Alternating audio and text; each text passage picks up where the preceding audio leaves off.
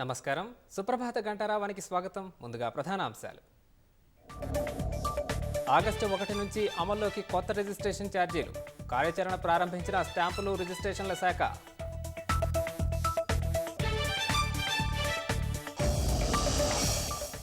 ORR యూనిట్గా విపత్తు నిర్వహణ పటిష్టం చేయాలన్న సీఎం. వర్షాకాలంలో అధికారులంతా అప్రమత్తంగా ఉండాలని ఆదేశం.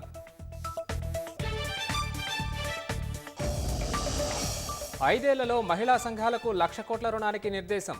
త్వరలో నెలకి 2,500 పథకం ప్రారంభిస్తామన్న మంత్రి సీతక్క.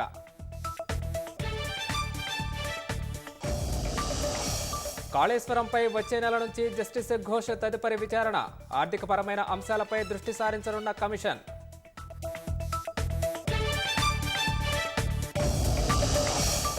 పెట్టుబడులు, ఆర్థిక కారిడార్లకు ఊతమివ్వాలని నిర్ణయం.